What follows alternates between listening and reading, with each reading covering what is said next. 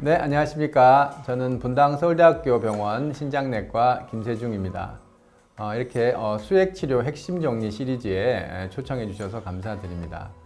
제가 오늘 드릴 말씀은 전해질 이상 관리를 위한 수액치료의 실제입니다. 먼저 전해질은 이제 일렉트로라이트는 이센셜 미네랄이라고도 부르는데요. 체내에서 합성이 되는 것이 아닌 자연에서 유래해서 섭취를 통해서 물, 탄수화물, 단백질, 지질, 핵산 등의 구성 성분이 되는 그런 인체에 필요한 영양소입니다. 굉장히 많은 이런 미네랄들이 있는데요. 특히 이렇게 다량 원소, 미량 원소 이렇게 다양하게 있는데 이것을 이제 다 다루기는 좀 어렵고 이 중에서 특히 흔히 발생하는 전해질 이상 그래서 소디움, 포타슘 이런 부분에 대해서 조금 더 집중적으로 말씀을 드리도록 하겠습니다.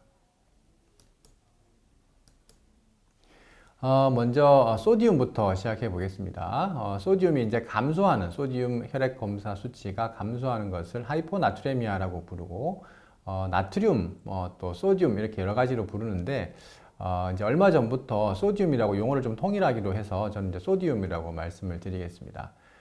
이 진단명은 하이포나트레미아라고 부르고 이런 균형있는 요 원소 이름은 소디움, 영어식 발음으로 소디움이라고 부르기로 하였습니다. 얼마 전에 올해 7월 달에 대한신장학회에서 하이포나트레미아 치료에 관련된 진료 지침이 발표되었습니다. 이제 한글판도 있고요. 또 영어로도 논문으로 출간을 했기 때문에 참고하시면 되겠습니다. 그 내용을 좀 가지고 왔습니다. 먼저 혈청 소디움이 정상 수치가 이제 135에서 145 사이가 되겠죠. 그래서 135보다 감소한 경우가 하이포나트레미아라고 할 수 있겠습니다.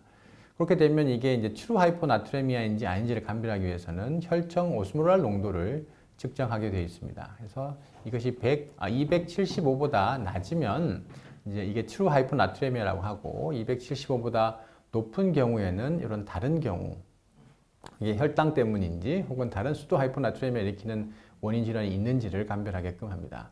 대부분 이제 트루 하이포나트레미아에 해당된다고 하면 이게 하이포나트레미아의 심톰이 있는지를 보게 됩니다. 심톰은 뒤에도 다시 말씀을 드릴 텐데 심톰이 있다면 이게 중등증인지 중증인지 이렇게 심각한 증상을 동반해 있다면 이렇게 진단을 하는 것이 아니라 일단 이 증상에 대한 치료를 먼저 하고 그 다음에 진단적인 워크업을 하도록 권장을 합니다. 그래서 증상이 있는 경우에는 고장성 식염수 치료를 시작하도록 권고하고 있습니다.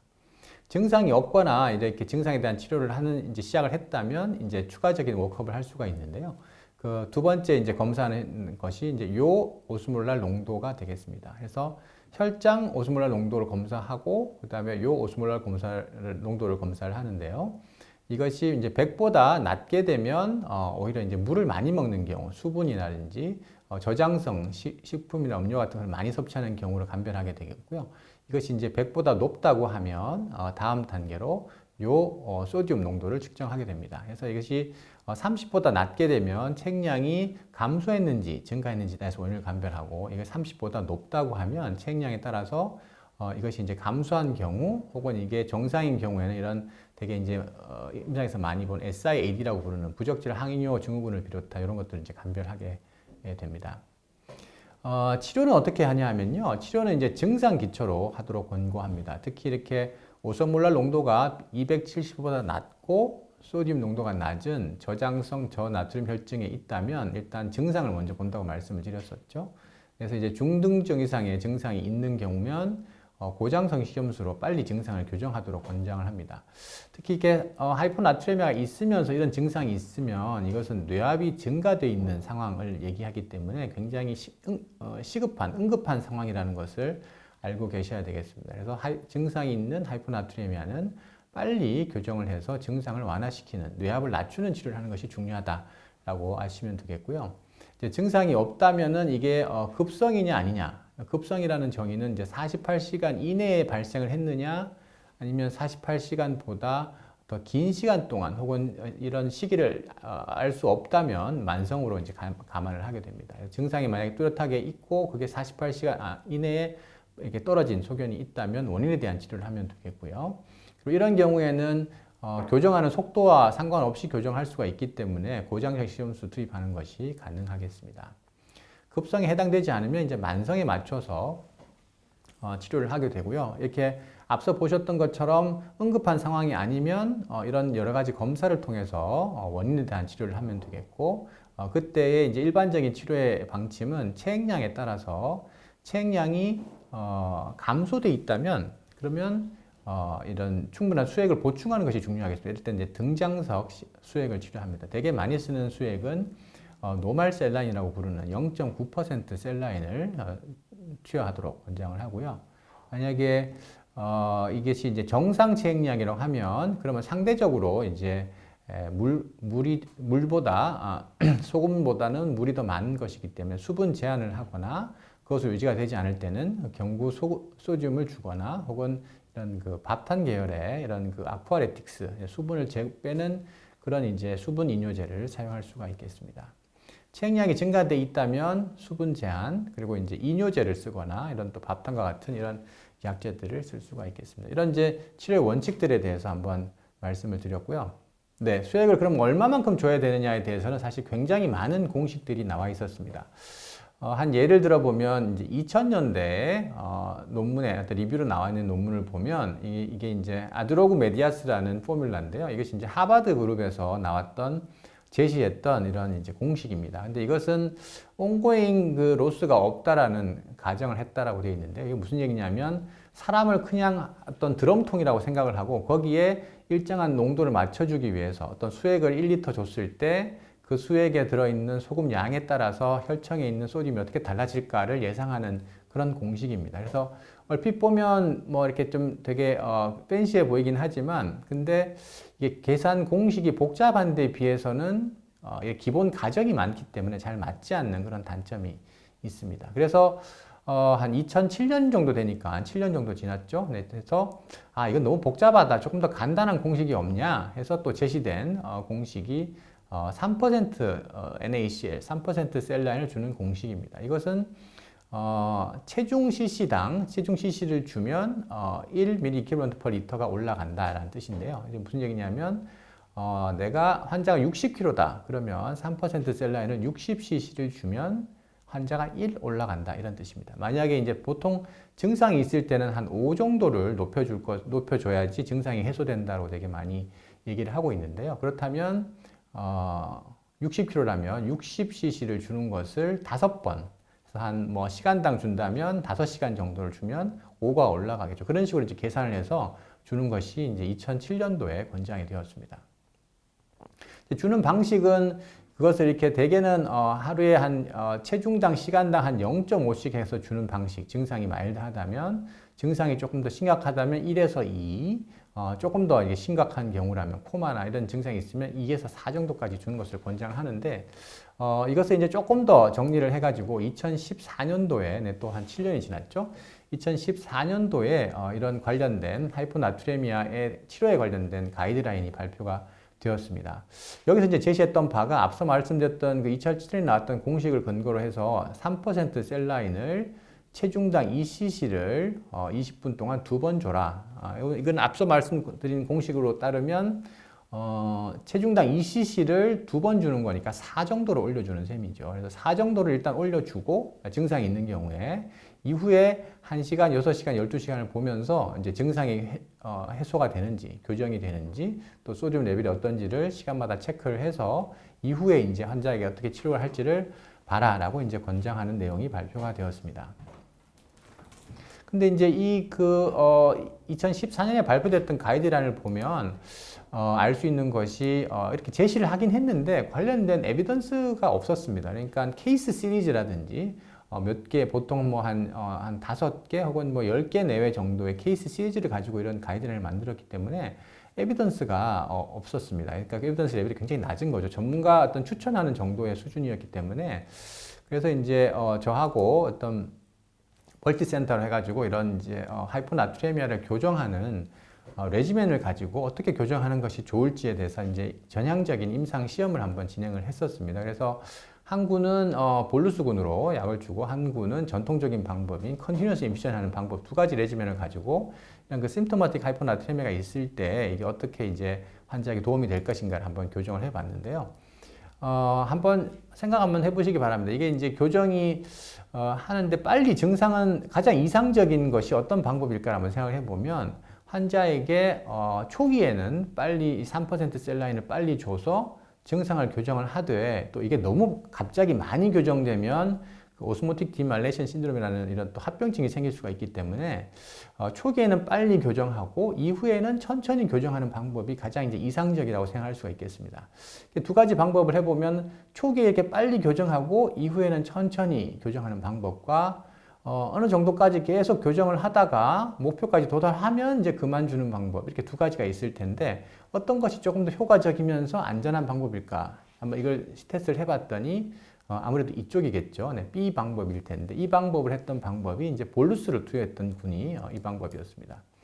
그래서 이제 이런 방법을 근거로 해서 저희가 이제 가이드라인을 아까 7월 달에 발표를 했다고 했는데 그 내용을 좀 소개를 조금 더 해드려 보겠습니다. 그래서 환자가 이렇게 증상이 있는 하이포나트리미아가 있을 때는 이것을 이제 적극적으로 초기에 치료하도록 권장하는데 특히 소디움 레벨로 친다면 아까 135가 보다 낮은 것을 이제 기준이라고 했는데 특히 125보다 낮으면 이제 중증으로 말씀을 볼 수가 있고요. 특히 증상으로 보면 이제 중등증은 구토가 동반되지 않은 구역감, 전신 쇠약감 같은 것이 들어가고요.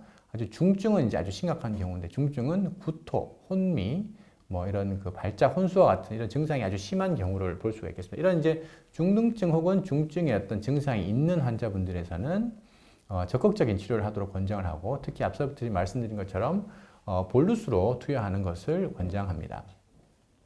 그래서 이제 투여하는 방법은 저희가 이제 연구했던 방법이 두 가지를 비교했다고 말씀을 드렸는데 보시는 것처럼 볼루스라고 하는 것은 체중당 2cc를 20분 동안 주는데요. 이게 이제 중증인 경우에는 이걸 두 번 해서 투샷이라고 이제 부르는데 투샷을 주고 만약에 중등증에 해당되면 체중당 2cc 되는 것을 싱글샷을 주고 그것을 0, 6, 0, 1, 6, 12, 18, 24 이런 이제 처음에는 1시간 보고 나서 그 다음부터 이제 6시간 간격으로 추적을 하면 되는데 6시간마다 봐서 이제 목표 수준이 24시간 내에 5에서 9 혹은 48시간 내에 10에서 17에 도달할 때까지 요 이제 시간 대비해서 요 샷을 그때그때마다 줄지 말지만 결정해서 주는 방법이 되겠습니다.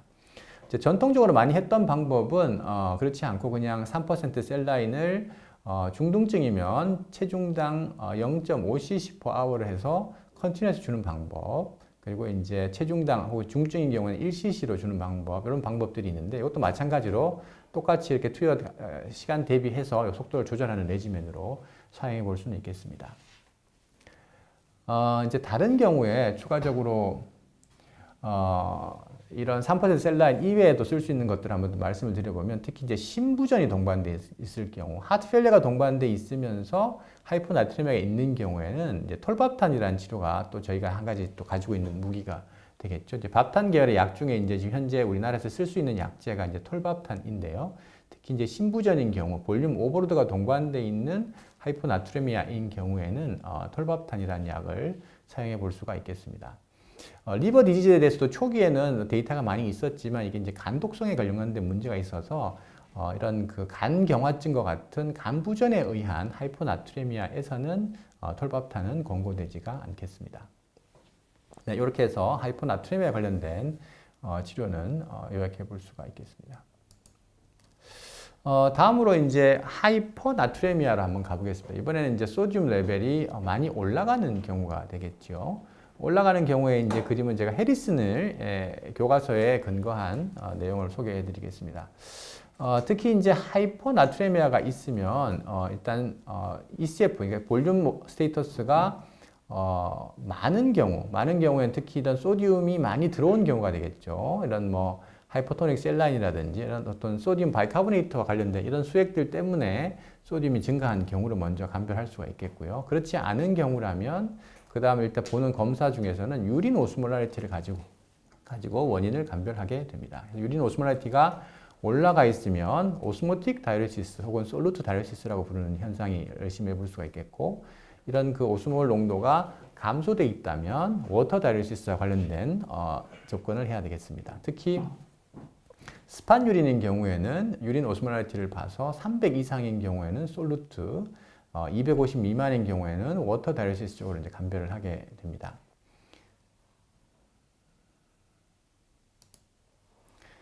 여기 조금 이제 아주 오래된 제가 논문을 이제 스캔을 해가지고 왔는데요. 1997년에 발표됐던 논문인데, 여기서 이제 솔루트 다이어시스를 감별하는 표인데, 얼핏 보면 굉장히 복잡하죠. 간단히 요약해서 말씀을 드리면, 아까 말씀드렸듯이 이렇게 폴리유리아가 특히 동반되어 있는 하이포나트레미아를 감별할 때는 유린 오스모랄리티가 중요하다고 말씀을 드렸습니다. 유린 오스모랄리티가 300 이상인 경우에는 뭔가 이제 솔루트가 물을 끌고 가는 현상 때문에 이제 물이 많이 배설이 돼가지고 하이포나트레미아가 생긴다, 이렇게 감별할 수가 있겠습니다. 그래서 항상 유린 오스모랄리티를 검사를 낼 때 일렉트로라이트, 또 유레아 나이트로젠, 또 유린 글루코즈 혹은 유리나리시스 같은 검사를 같이 해가지고 어떤 솔루트인지를 감별하는 검사를 하게 됩니다.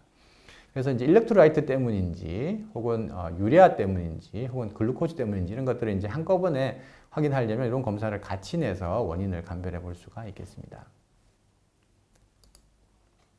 워터 다이어시스 쪽으로 만약에 이제 의심이 된다. 그러니까 유린 오스모랄리티가 300보다 낮은 경우, 이런 경우라면 이제 요즘은 이제 이런 아지닌 바소프레신 혹은 ADH와 같은 이런 항이뇨 호르몬 검사를 직접 측정할 수가 있기 때문에 이 검사를 측정하도록 지금 권장하고 있습니다. 특히 이 수치가 높으면 그러면은 센트럴에서 분비가 잘 되고 있다라는 뜻이기 때문에 이런 네프로제닉 DI, 요붕증을 의심해 볼 수가 있겠고, 이것이 떨어져 있으면 머리 쪽으로 센트럴 DI를 감별하는 것을 이렇게 권장을 하고 있습니다.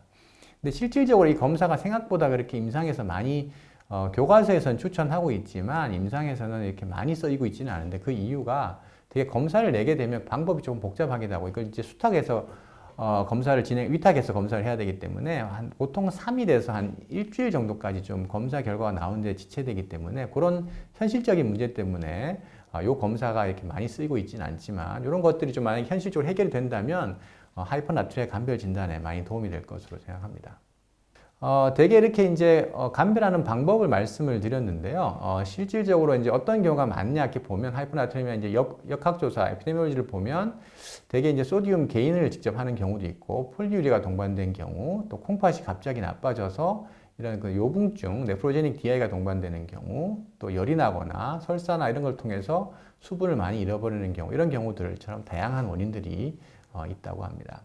하이퍼나트레미아의 교정 속도는 아까 이제 그 가이드라인에서 말씀을 드렸을 때 24시간 내에 5에서 9, 그리고 이제 48시간 동안 10에서 17 정도 교정하는 속도를 이제 말씀을 드렸는데요. 근데 하이퍼나트레미아에서는 그에 관련된 에비던스가 조금 더 약합니다. 일단 제일 많이 추천하고 있는 엑스퍼트 오피니언에 추천하는 속도는 보통 하루에 24시간 동안 10보다는 더 넘지 마라. 맥시멈 10 정도로 감소시킬 것을 이렇게 권장하고 있습니다. 근데 또 반대되는 되게 이제 그 소아에서 나와 있던 논문들이 조금 관련된 논문들이 있는데, 거기서 보면 6월 기준으로 해서 6보다 더 많이 낮춘 환자군과 6보다 덜 감소했던 군, 이렇게 이제 하이퍼나트레미아 치료했던 군을 비교를 해봤더니 6보다 더 많이 낮췄던 군에서 서바이벌이 더 좋았던 그런 리포트가 있기 때문에, 하이퍼나트레미아가 있는 경우에 최소한 6 이상은 낮추도록 수액을 주는 것이 중요하겠고, 그것이 이제 10 혹은 12 이상 더 많이 떨어지는 것은 권장하지 않는다, 이렇게 요약해 볼 수가 있겠습니다.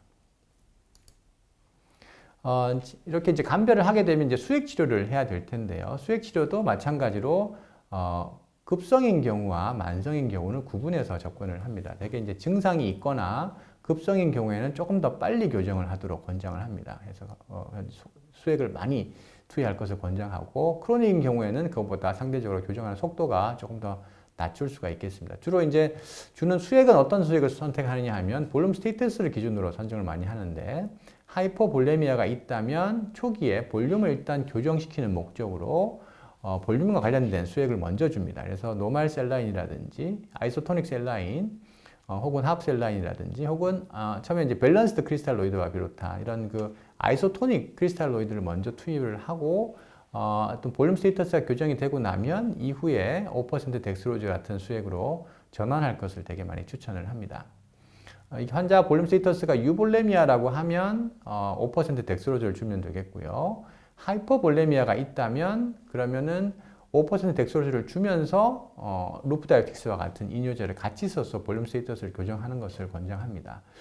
루프다이오틱스를 먼저 주게 되면 루프다이오틱스 자체가 소디움을 좀 올리는 현상이 있기 때문에 항상 볼륨 이런 그 하이퍼볼레미아 같이 동반되어 있는 경우에는 덱스로즈를 먼저 주면서 이후에 루프다이오틱스를 연속적으로 이렇게 시퀀셜하게 주는 것을 권장을 많이 하고 있습니다.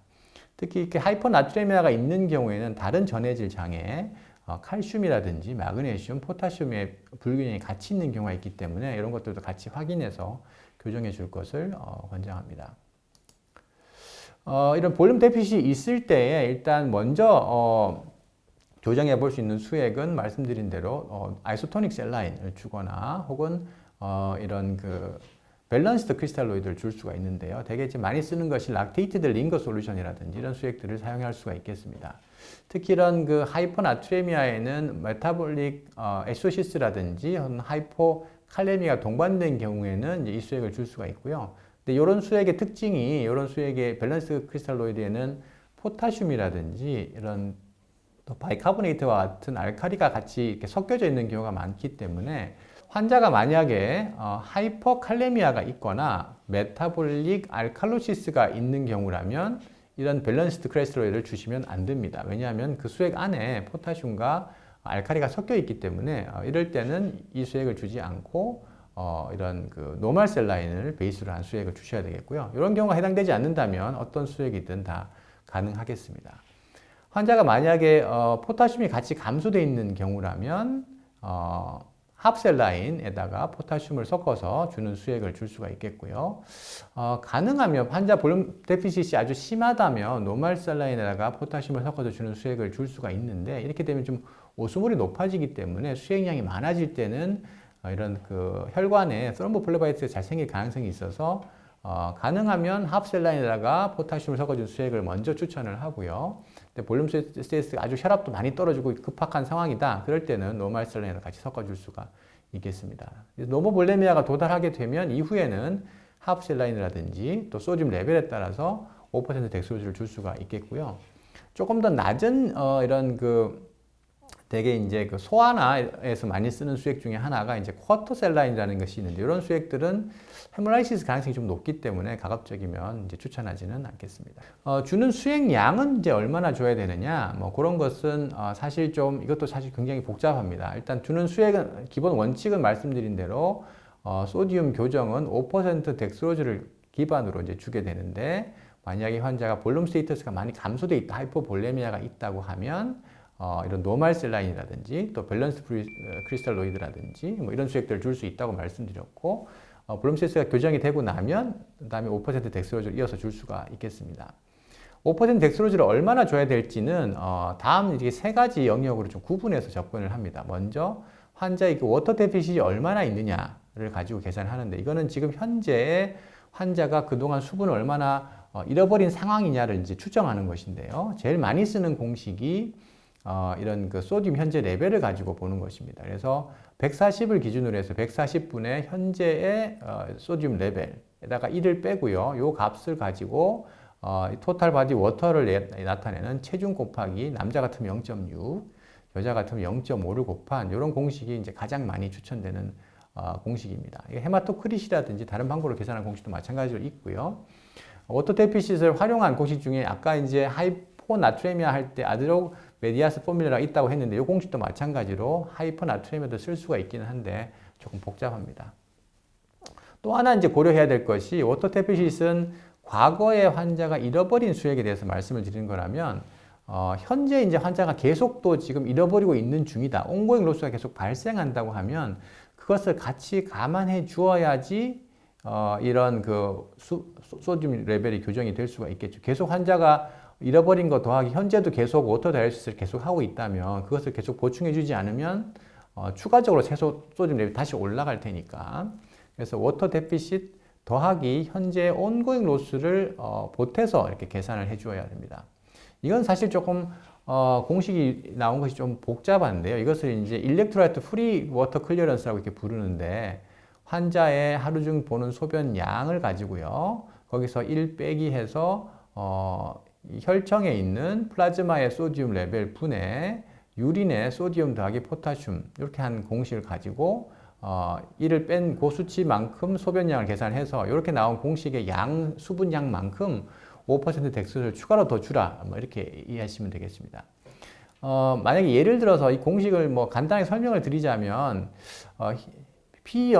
혈액에 있는 농도 분의 소변으로 나온 농도가 만약에 같다라고 한번 가정을 해보겠습니다. 그러면 피에 있는 농도와 소변에 있는 농도가 같다면 어떤 현상이 생길까요? 똑같이 나가니까 소변량이 어떻든 상관없이 1 빼기니까 이것은 크게 온고잉 로스, 전해질에 영향을 주는 온고잉 로스는 없다라고 볼 수가 있기 때문에 그때는 온고잉 로스를 생각할 필요가 없겠죠. 근데 만약에 소변으로 나가는 게 전해질이 하나도 없다고 한번 가정을 해봅시다. 그러면 분자가 0이 되겠죠. 그럼 1 빼기 0이 되니까 이건 소변 양만큼 다 물이 다 빠져나간다고 생각하시면 되겠습니다. 소변으로는 피에는 전해질이 있지만 소변으로는 물만 계속 빠져나가면 어떤 현상이 생길까요? 그러면 피에 있는 농도가 계속 올라가겠죠. 그러면 소변 나가는 양만큼 물을 다시 보충을 해줘야지 현상 유지가 될 것이라 이렇게 이제 기억하시면 되겠습니다. 그래서 그런 거를 기초로 해서 온고잉 로스를 계산을 하고 또 환자가 만약에 열이 있다 하면 인센서블 로스가 해당되는 내용까지 포함해서 이렇게 세 가지를 다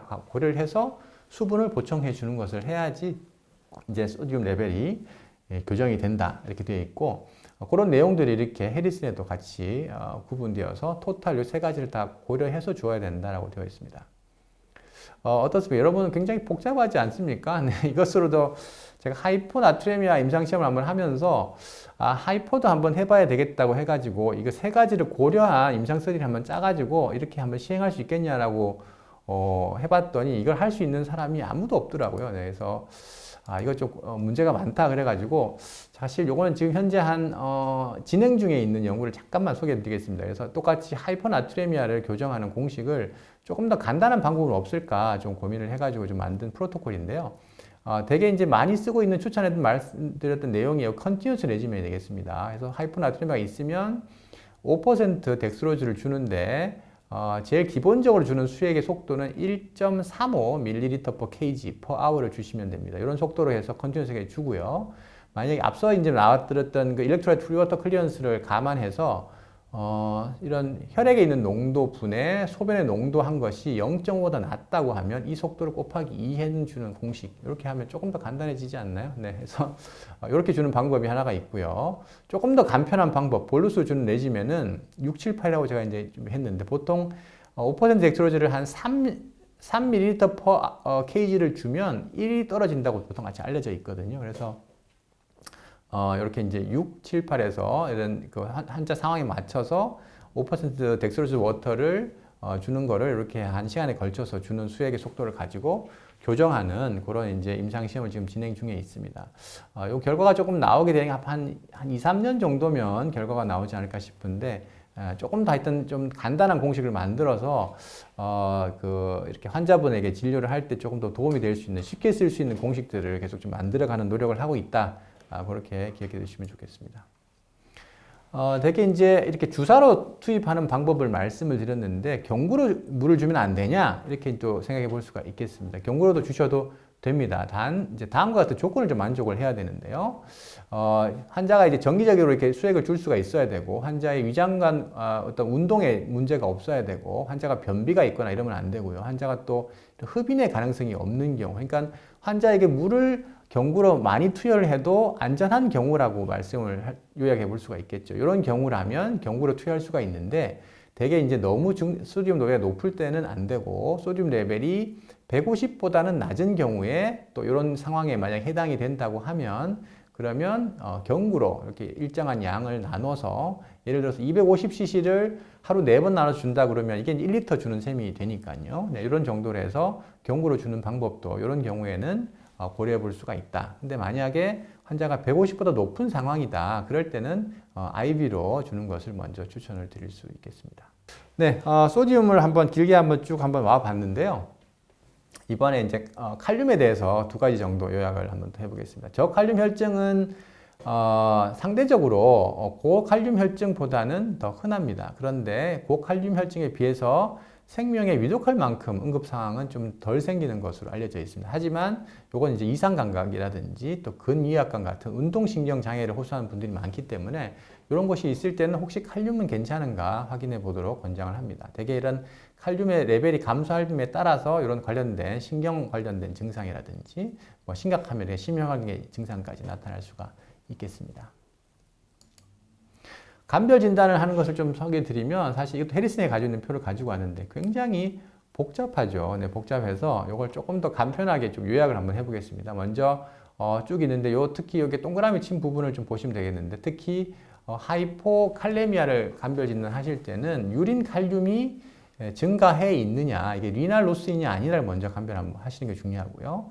두 번째는 혈압이 정상이냐 유린 하이포칼레미아가 있으면서 유린 칼륨이 증가되어 있으면서 혈압이 정상인 군이냐 혹은 혈압이 증가되어 있는 군이냐 이렇게 카테고리를 좀 구분해서 한번 접근을 해보겠습니다. 이렇게 한번 구역을 나눠보시면 대부분 이제 문제들이 해결이 쉽게 될 수 있기 때문에 한번 구분 나눠봤습니다. 그래서 먼저 첫 번째는 요 칼륨 검사를 해가지고 이게 증가해 있는가 유린 칼륨이 15보다 증가되어 있는가 혹은 이제 크레아틴 스파뇰인 경우에는 크레아틴 보정할 수가 있는데 저희가 많이 쓰는 단위로 하면 0.13보다 증가해 있느냐 해서 신장 칼륨 소실이 증가되어 있는지 먼저 확인을 하시면 되겠고요. 그 다음에 두 번째로 꼭 보셔야 될 것이 혈압입니다. 네, 혈압이 정상이면 환자가 대사성 산증이 동반되어 있으면 산증 관련된 것을 감별할 수 있겠고 대사성 알칼리증이 동반되어 있으면 유린 클로라이드가 증가되어 있으면 소변으로 배설되는 거기 때문에 바터 지텔만 혹은 이뇨제 관련된 카테고리를 감별할 수가 있겠고 유린 클로라이드가 감소해 있다면 구토와 관련된 이런 부분들을 감별할 수가 있습니다. 혈압이 증가되어 있으면 이제 조금 더 복잡한데 이런 카테고리를 하이퍼텐시브 하이포칼레믹 디스오더즈라고 부르는데 대개 알도스테론이 증가되어 있는 경우 혹은 레닌이 같이 증가되어 있는 경우 혹은 알도스테론이나 레닌과 무관하게 다른 경우 뭐 쿠싱이라든지 뭐 리들이라든지 또 한약과 관련된 부분이라든지 이런 부분들을 감별하는 이런 이제 카테고리를 크게 구분을 해서 접근하실 수가 있습니다. 되게 이제 교정하는 것을 이렇게 구분을 해가지고 원인 질환을 교정을 하면 되는데 증상이 지금 굉장히 심하다고 하면 그럴 때 이제 수행요법을 할 수가 있겠죠. 근데 이때 이제 주의하실 점은 특히 빠른 교정으로를 통해서 포타슘을 올릴 목적으로 한다면 포도당 수액은 삼가하시는 것이 좋습니다. 이게 꼭 소디움 관련된 나트륨 베이스로 된 수액을 기반으로 해서 칼륨을 섞어서 주는 것을 권장을 하고요. 그때는 이런 그 농도가 이제 중요한데요. 대개 이제 KCl을 1앰플 주면 40ml 몰/per 리터가 되기 때문에 보통은 하프셀라인에다가 KCl을 1앰플 정도 섞은 수액으로 농도를 해서 주시는 것을 권장드립니다. 이거보다 더 많은 농도를 주게 되면 이런 그 정맥염, 트롬보플로바이티스 같은 게 생길 수가 있기 때문에 이런 농도에 관심을 잘 가지시면 좋겠고요. 일단 교정이 어느 정도 되거나 증상이 이제 완화가 됐다고 하면 평상시에 이제 식이교육 관련돼서 혹은 칼륨이 많은 음식들을 추천하도록 이렇게 교육할 수가 있겠습니다.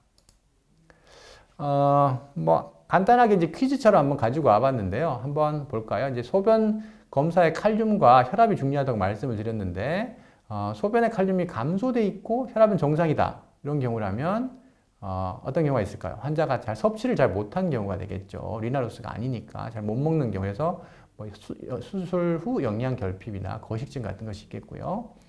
만약에 소변의 칼륨 농도가 감소돼 있다.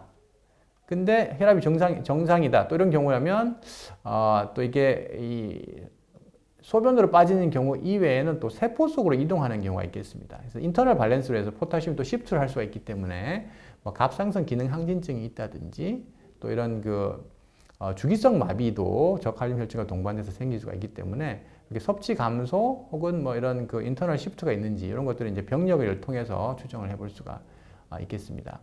만약에 소변에서 이런 칼륨이 증가되어 있는데 혈압이 정상이다. 그러면 되게 이제 소변으로 많이 빠져나가는 세뇨관 이상이 동반된 경우이기 때문에 뭐 지텔만이나 혹은 이제 이뇨제 아니면 클로라이드가 감소되어 있다면 구토 이런 것들을 감별해 볼 수가 있겠고 소변의 증가, 혈압이 증가 이러면 이런 카테고리를 하이퍼텐시브, 하이포칼레믹 디스오더라고 부르는데 되게 알도스테론 관련된 거나 레닌 혹은 이제 상관없는 다른 호르몬, 쿠싱이라든지 이런 것들 카테고리를 감별할 수 있다라고 말씀드릴 수 있겠습니다.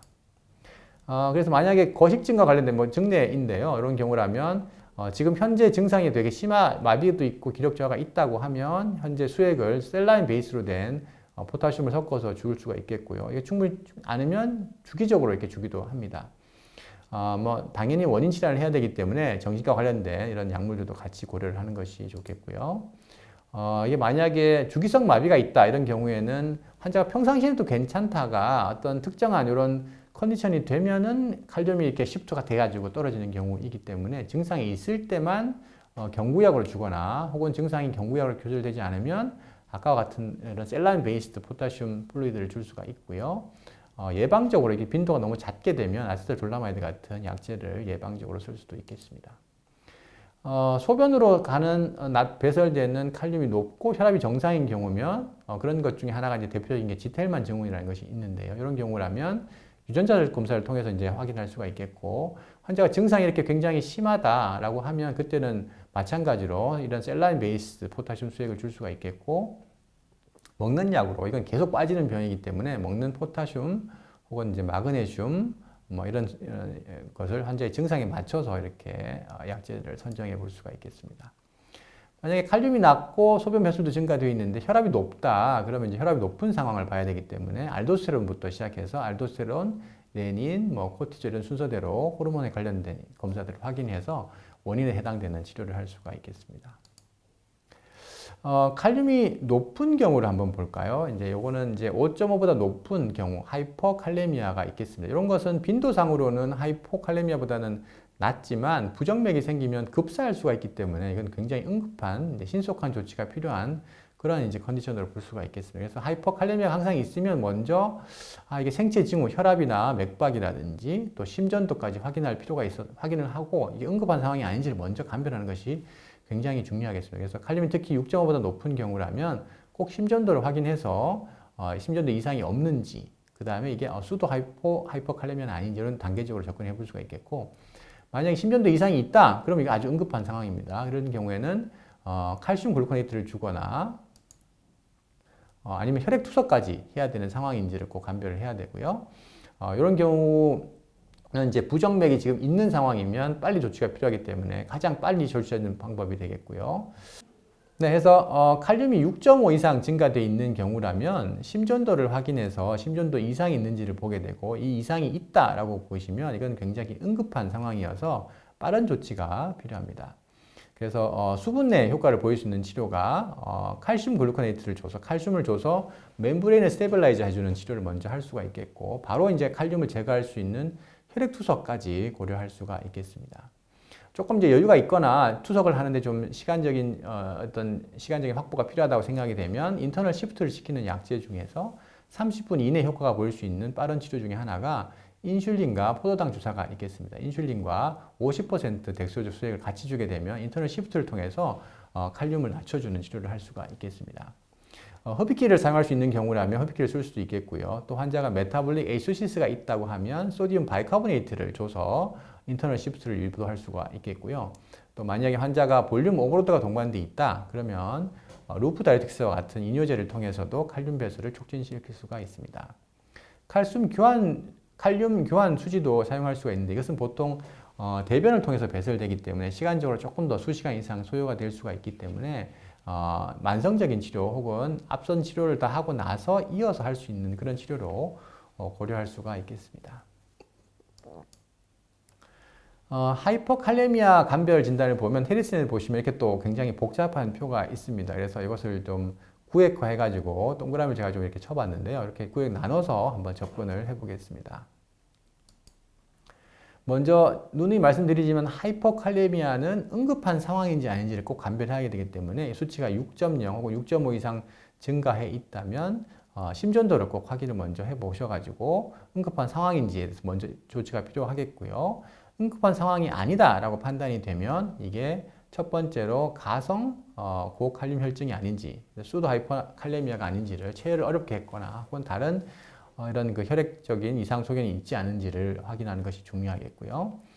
이것이 아니다. 이건 정말 트루 하이퍼칼레미아다라고 하면 이제 이런 그 소변에서 칼륨 배설량을 확인할 수 있겠습니다. 하이퍼칼레미아니까 당연히 배설이 감소되어 있는 상황이겠지요. 네, 이것을 먼저 확인을 하게 되겠고, 감소가 되어 있다면 가장 많이 흔한 경우가 이런 그 신기능 감소, 이런 만성 콩팥병이 동반돼 있거나, 대개 이제 GFR이 4단계 혹은 5단계 해서 GFR이 특히 30 미만인 경우에 동반이 잘 되는 것으로 알려져 있기 때문에 GFR이 감소되어 있는 상황인지, 혹은 칼륨을 높이는 약을 먹고 있는 것은 아닌지, 아니면 호르몬과 연관돼서 알데스테론이 부족한 상황, 혹은 알데스테론의 저항성이 있는 경우, 뭐 이런 하이포 알데스테로니즘과 연관된 그런 이제 질병은 없는지, 이런 것들을 감별을 해야 되겠습니다. 제일 대표적인 약제들이 이제 옆에 나와 있는 이런 약제들인데요. 또 라스 블로케이드라든지 또 엔세이드라든지 이런 항생제 같은 경우에 칼륨을 높일 수가 있기 때문에 칼륨이 높다 하면 이런 것들을 같이 꼭 확인을 해 보시기를 바랍니다.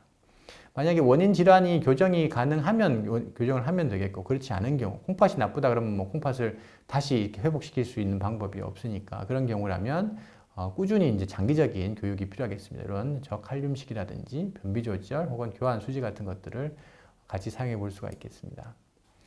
요거 이제 환자분들에게 교육하는 내용을 뭐 가지고 와봤는데요. 되게 이제 많이 섭취하지 말고 간격을 두고 소량씩, 혹은 칼륨을 줄여서 섭취할 수 있는 조리 방법 같은 것들, 물에 담궜다 하거나 데쳐서 하거나 이런 방법들을 안내하고요. 그리고 가능하면 칼륨이 적게 함유된 식품을 섭취하도록 권장합니다. 그래서 칼륨이 적게 든 음식, 많이 든 음식 구분하게끔 해서 토마토나 토마토 같은 거는 먹지 않도록 권장하고, 가능하면 같은 양이면 뭐 사과라든지 이런 것들을 추천을 합니다. 네, 해서 이런 그 소디움이 감소 증가되어 있는 경우, 칼륨이 감소 증가되어 있는 경우를 이제 구분해서 한번 살펴봤는데요. 간단히 요약을 드리면, 하이포 나트레미아가 있는 경우에 치료는 증상이 있는 경우에 하이포토닉 셀라인을 줘서 교정을 하고, 그 다음에 상황에 따라서 신부전이라든지 이런 환자의 상황에 맞춰서 이런 그 밥탄 계열의 약을 추가로 고려해 볼 수 있겠다 볼 수 있겠고, 하이포나트리미아는 조금 따져서 계산을 해 봐야 되는데요. 볼륨 데피시트를 계산을 하고, 또 온고잉 로스가 있다면 온고잉 로스를 감안하고, 거기에 추가적으로 이제 메인테넌스 플루이드를 감안하게 되는데, 이건 아무래도 조금 복잡하기 때문에 조금 더 간편한 공식에 대한 연구가 좀 진행되고 있다 소개를 드렸습니다.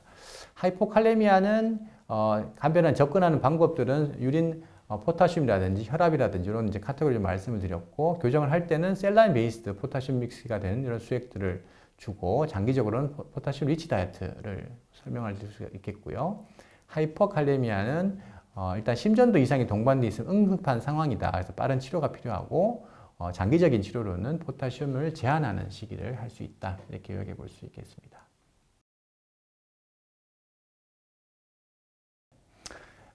그게 이제 제일 대표적인 예가 아까 이제 그 하이포나트레미아의 공식 변천사를 그래서 좀 보여드렸는데, 2000년대에 제안됐던 그 아드로그 메디아스 포뮬러를 보면 사실 굉장히 복잡한데, 한 3분의 1 이상이 잘 맞지 않더라. 이런 이제 논문들이 계속 나오고 있습니다. 그러면서 점점 이제 간편하게 되면서 체중당 1, 체중당 2, 그래서 볼루스 줄 내지면이 점점 바뀌면서 지금 이제 이런 가이드라인이 나오는 상황에까지 이르렀는데요. 바꿔서 얘기하면, 수액을 꼭 이렇게 계산을 하지 않고 줘도 환자의 콩팥 기능이 괜찮으면 또 어느 정도 또 이렇게 전해질 수치가 잘 맞아가는 경우가 많고, 근데 또 콩팥이 알아서 좀 조절해주는 부분이 있기 때문에 이런 것이 잘 맞지 않는 경우에는, 콩팥 기능이 나쁜 경우에는 수액을 조금만 잘못 줘도 전해질 부인이 확 오는 경우도 있고, 이렇게 사실 예측하기 쉽지가 않습니다. 이제 가장 정확한 추천드리는 방법은 처음에 계산된 수액으로 주긴 주되, 잦은 이런 측정 검사를 해가지고, 보통 이제 아까 이제 스터디에서 제시한 방법은 한 6시간마다 추적하도록 권장을 하고 있는데, 이렇게 잦은 검사를 통해서 내가 주는 수액이 계산한 대로 잘 적용이 되고 있는지, 수치가 잘 맞아가고 있는지, 만약에 이게 계산된 것보다 더 많이 교정됐다면 더 많이 주는 부분이 있으니까 빨리 줄여야 될 것이고, 부족하다면 빠뜨린 것이 없는지를 체크해서 더 추가로 줘야 될 것이기 때문에, 그런 것들 감안해서 계산을 하더라도 추적이 필요하다 이렇게 말씀을 드리고, 그래서 이제 지금 하고 있는 연구의 목적이 이렇게 복잡한 공식을 하더라도 잘 맞지 않는 경우가 있기 때문에 조금 더 간편하면서도 자주 측정해서 교정할 수 있는 방법을 좀 찾아보자 이렇게 해서 그런 연구들을 하고 있습니다. 만약에 금식을 하거나 혹은 의식이 없어서 전적으로 이제 제가 다 수액을 줘야 되는 경우, 인 경우라면 조금 더 적극적으로 계산하는 것이 필요하고요. 환자가 이제 경구 섭취가 가능한 환자분이라고 하면 뭐 주는 수액의 어떤 뭐 농도를 조절하기보다는 양이나 속도를 가지고 이렇게 서서히 테이퍼링 한다든지 뭐 부족하면 좀 양을 속도를 더 빨리 준다 이런 방법으로 교정을 하고 경구 섭취를 하는 경우라면 아까 말씀드린 대로 좀 장기적인 계획을 가지고 교육을 통해서 밸런스를 맞춰가는 교육이 필요하기 때문에 그런 경우면 조금 더 여유를 가지고 교정할 수는 있겠습니다. 의외로 입원하신 분들 중에서 이제 가장 빈도가 높은 전해질 장애가 하이포나트레미아입니다. 이제 그 여러 가지 원인들이 있을 텐데 되게 입원하시는 분들의 상황을 보면 스트레스도 많고 굉장히 긴장해 있거나 아프거나 이런 상황들이 많은데 그런 경우에 특히 많이 분비되는 호르몬이 ADH이거든요. 그래서 입원하면 소디움 레벨을 좀 감소하는 경향이 좀 있습니다. 그런 이유도 하나 들고 있는데 되게 이제 루틴하게 이런 그 하이포토닉 플루이드를 달아주는 경우가 많습니다. 예를 들면 제일 대표적인 많이 처방하는 수액이 뭐 NK2라든지 NK3라든지 이렇게 약간 하이포토닉한 셀라인을 유지 수액으로 주는 경우가 되게 많이 있는데요. 환자가 약간 스트레스풀한 상황에서는 유지 수액을 아이소토닉 셀라인을 주는 것을 권장하거든요. 그래서 환자가 입원을 했는데 내주는 수액 때문에 이런 저나트륨 혈증이 생기는 경우가 심심치 않게 발생하기 때문에 환자가 그런 상황이 있다면 유지 수액을 아이소토닉을 줘야 된다라는 얘기를 꼭 한번 드려보고 싶고요. 항상 환자가 특히 금식하는 경우에 유지할 수 있는 수액을 처방을 할 때도 항상 이런 그 토니시티라든지 소디움이나 이런 밸런스를 같이 감안할 수 있으면 좋겠습니다.